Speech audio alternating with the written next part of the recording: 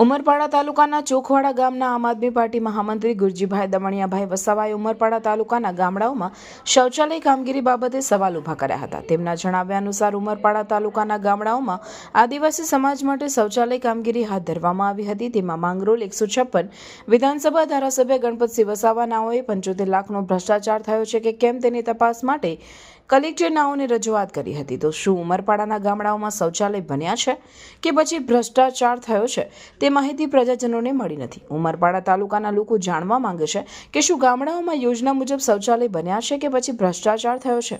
આજ દિન સુધી આ 75 લાખનો હિસાબ મળ્યો નથી, જે બાબત SBM શાખામાં પણ RTI કરી છે, પરંતુ મને આજ સુધી જવાબ મળ્યો નથી। આથી હું અને ઉમરપાડાની જનતા જાણવા માંગે છે કે શું ગામડાઓમાં યોજના મુજબ શૌચાલય બન્યા છે કે પછી ભ્રષ્ટાચાર થયો છે।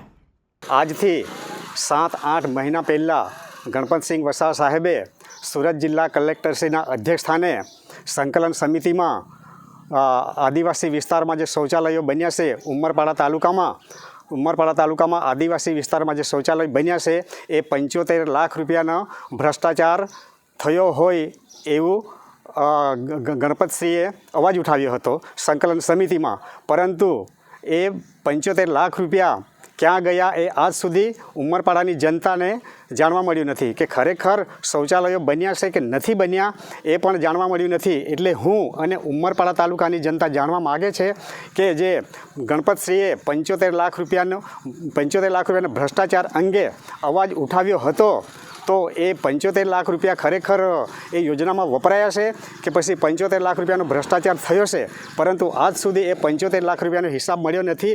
મેં ઉમરપાડા તાલુકામાં પણ SBM વિભાગમાં એ બાબતે શૌચાલય બાબતે RTI કરી છે, પરંતુ મને પણ આજ સુધી એ બાબતનો જવાબ મળ્યો નથી। એટલે હું અને ઉમરપાડા તાલુકાની જનતા જાણવા માગીએ છીએ કે એ ખરેખર 75 લાખ રૂપિયા જે વપરાયા છે કે નથી વપરાયા, અને વપરાયા હોય તો પછી ગણપતભાઈ ફરી એકવાર જાહેર મંચ પરથી નિવેદન આપે કે ખરેખર શૌચાલયો બન્યા છે।